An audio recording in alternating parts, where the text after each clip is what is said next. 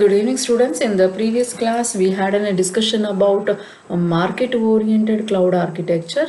So today we will continue with that topic. Yeah.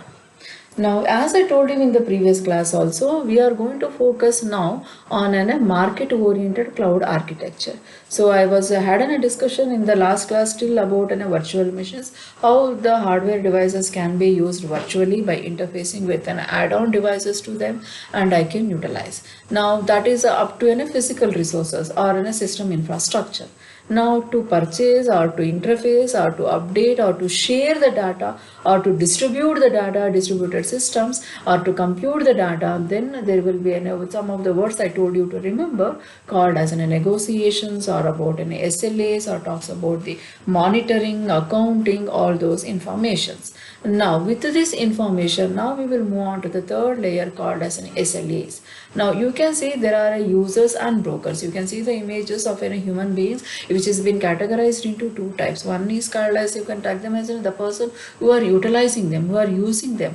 There are some more people who are called as brokers, who are called as negotiators, who are accounting, who are a controller, who are sending the data based on your request, all those things. So they are the information given. So once if I see the device, the system itself is been categorized. You can see there is one image stating that the service request examiner and an admission controller.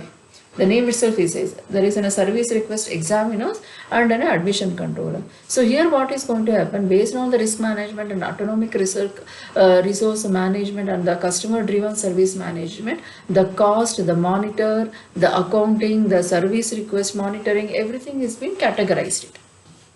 I need the data. Now if I want the data, for what purpose you want that, how much you are utilizing it, for what purpose you are utilizing. Based on that request, yes, it will becomes for a processing, cost will be decided, then accounting will go, then process will go. So as per your request, it will be dispatched it. Understand? It is a simple logic, as if you are recharging your data pack for in your mobile phone. There is some different parameters and packages are available. No?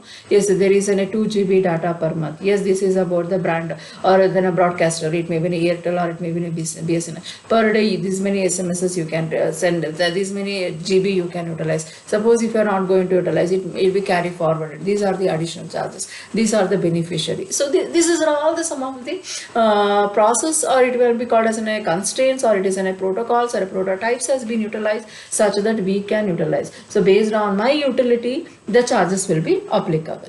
Clear? So whichever is based on for your needs and request, you can access it. But only though up to that parameters, the charges will be given to you. So this is all will discussions happen in the discussion forum called as a service level agreement, or it is called as a resource allocator. The person who is allocating the resources based on your request and for the constraints or the processing management, it will be taken care. Understanding? So this is called as a users and broker. Yeah. See, there is a different peoples who are accessing randomly and also mutually. Clear? So this is about the topic. Now today we are going to learn about the one more topic called as a cloud application platform. It is also called as a CAP, which is available in a Manjulasoft Aneka only. This is a highlights. Please make a star or an important point. What is mean by Manjulasoft Aneka? Manjulasoft Aneka is one of the platform where the application platform, it is a cloud application platform, and it is a resource intensive applications. So the graphical representation, it will say that SDK tool is there, and there is a runtime. You can have it can multiple infrastructures. Multiple infrastructures are available. So we will go with the one by one. Now what is the mean by a container? Container is a lightweight container hosting the multiple services. So you must know, as we discussed in the previous classes also, you can see the video, what is mean by a container. Container is three types of services it is providing. It may be an fabric services, it may be a foundation services, or it may be an application services. So it is a lightweight container, but it is hosting in multiple services. All programming models available from within the same container. Yes, it may be an unlike others. So now you should compare this diagram. This is an Aneka cloud. You can imagine about the Microsoft Azure cloud, or you can talk about an EC2, Amazon EC2 cloud. You can talk. So now we are going to compare the two different clouds with respect to an Aneka. So according to that, it is an multitasking. It is an multi-purpose services providing, and it is of an lightweight. And also the programming model within the same container it is being processed. So the APIs, the application program interfaces, are also being incorporated like an SDK. Similarly, there is a runtime process. While processing also I can access this, I can share it. That is one of the best advantages of an Microsoft Aneka cloud computing. And it is suitable for an enterprises applications, enabling the legacy applications, portability for the customer apps, all those things. So you can incorporate in the public clouds .NET, you can incorporate in the Windows, you can incorporate it in the Linux operating systems and Windows operating system also. So this is advantages or the differentiate between the other clouds to a Microsoft Aneka cloud. Yeah, this is what we should understand. Now I'll just recall, see, this is the graphical representation. This is a technological view how actually it looks like. Now you must know, as we already discussed this in the previous topic, what is meant by a container, how it is when PAC can be taken care. That is in a platform cloud applications services. So it is sometimes also called as a cloud application platform, CAP. Sometimes I'll say it as a reverse order, PAC. Sometimes it is called as a CAP. CAP is an easy word for you to remember. Clear?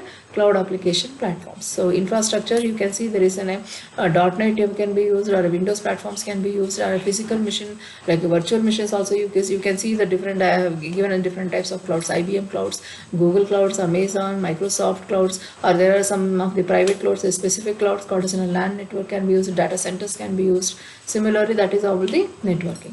So security and persistence also you can check this, we already discussed it.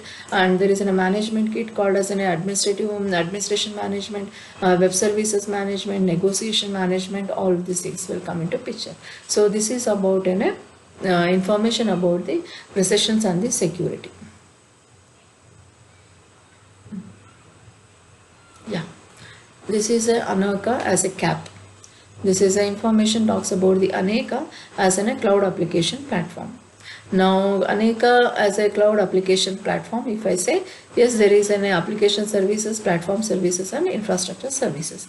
I think this we had a big discussion from the more than previous classes. I'll just recall it. Yes, I can use infrastructure as a hardware, cluster and desktop.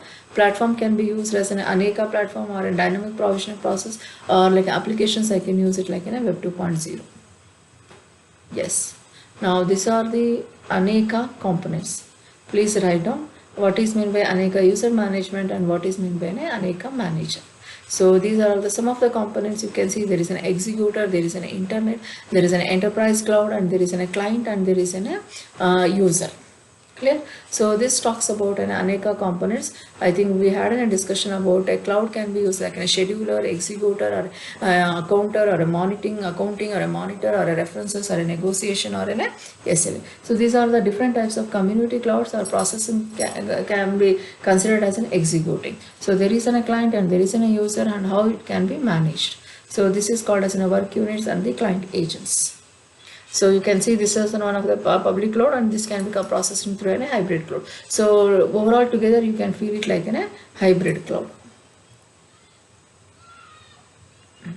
So this is one of the small knowledge, a programming knowledge, a programming deployment model on Aneka components. So I'll just recall, if there is one class called as a dump task, I think which is going to execute if there is one small condition. If there is a new dump task arise, you have to submit and execute the task. So that is through an application I am authenticating it, and then I am sending it for a processing. So this is called as a simple programming language. Like in a simple C programming language also, we can process and we can execute the things. I think everybody must know who is C. I'll just recall. Yeah, can you name them? He is the developer of a cloud called as Microsoft Aneka dynamic deployment of the application. I think the right side person is our Rajkumar Bhavya, the author of this book. So today, we have, if time permits, I'll just recall the case study of an Aneka cloud computing. Yeah. So